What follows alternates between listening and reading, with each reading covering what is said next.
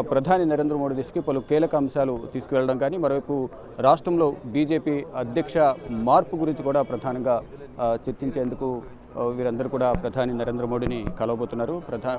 ఎమ్మెల్యేలతో పాటు ఎంపీలు కూడా ముఖ్యంగా రాష్ట్రంలో తాజా రాజకీయ పరిస్థితులు ఏంటి, భవిష్యత్తులో ఎటువంటి వ్యూహాలతో ముందుకు వెళ్ళాలి అనే అంశాలకు సంబంధించి కూడా ప్రధానంగా ప్రధానితో ఎమ్మెల్యేలు అలాగే ఎంపీలు అందరూ కూడా వారి దగ్గర ఉన్న అంశాల గురించి చర్చించబోతున్నారు. Present BJP fire brand Raja Singh ఇటు ఏదైనా నచ్చిన అంశం ఉంటే స్వపక్షంపై కూడా విమర్శలు చేసే ధైర్యం ఉన్న వ్యక్తి. గతంలో కూడా తనపై విధించిన సస్పెన్షన్ వేటును కూడా రాజా సింగ్ లేకపోతే బీజేపీ లేదు అనే విధంగా కూడా ఆయన అందరి ఆదరణ అంటే కంటిన్యూగా గెలుస్తూ వచ్చారు. బీజేపీలో అంత సముచిత స్థానం ఉంది. ఈ నేపథ్యంలోనే రాజా సింగ్పై ఉన్న సస్పెన్షన్ కూడా ఎత్తేసి మళ్ళీ టికెట్ను కేటాయించిన అధిష్టానం. ప్రజెంట్ మనతో రాజా సింగ్ ఉన్నారు. వారిని అడిగి మరింత సమాచారం తెలుస్తుంది. సార్, ప్రజెంట్ తెలంగాణలో పాలన సంబంధించి ఫిర్యాదు చేయడానికి వచ్చామంటున్నారు. మరోవైపు అధ్యక్ష రేసులో కూడా చాలామంది పోటీలో ఉన్నారు. దీనిపై మీరేమంటారు? మీరేమన్నా అధ్యక్ష రేసు గురించి ఏమన్నా అధ్యక్ష పదవి గురించి ఆశిస్తున్నారా?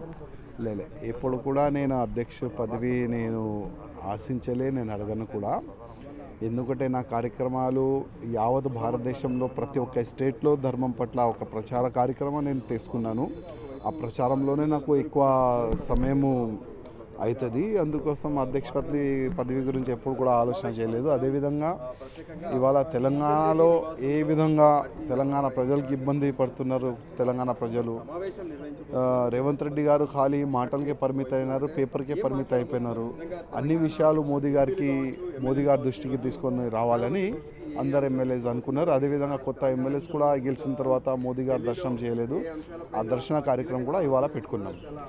మరొకటి, ఎన్నికలు ముగిసిన తర్వాత అంటే ప్రతిపక్ష హోదా ఉన్న బీఆర్ఎస్ అధినేత కేసీఆర్ ప్రతిపక్ష నాయకుడిగా అసెంబ్లీ సమావేశాలకు వచ్చి ప్రజా సమస్యలపై ఏమే విధమైన పోరాటం చేయట్లేదు. కానీ వారి కుమారుడు మాత్రం బయట ఉండి ఇటు ప్రధాని నరేంద్ర మోడీ పైన ఇటు కాంగ్రెస్ పైన విమర్శలు చేస్తున్నారు. కేవలం ఇప్పుడు కేసీఆర్ గారు బయటికి ఎందుకు వస్తలేరు, అసెంబ్లీకి ఎందుకు వస్తలేరు అది అర్థమైతలేదు. ఆయన బయటికి రావాలి. ఇప్పుడు ఫామ్ హౌస్లో కూర్చొని స్టేట్మెంట్ ఇస్తే అది కాదు కదా. మీరు బయటికి రండి. మీరు అసెంబ్లీ ఇప్పుడు 9th నుంచి అసెంబ్లీ నడుస్తుంది, దాంట్లో వచ్చి మీరు మాట్లాడండి. ప్రతి ఒక్క క్వశ్చన్కి జవాబు ఇచ్చే మాకు బలం ఉంది, మా దగ్గర ఆధారం ఉంది. అన్ని విధాలుగా మేము కూడా కౌంటర్ ఇచ్చే సత్తా అయితే మాకు ఉంది.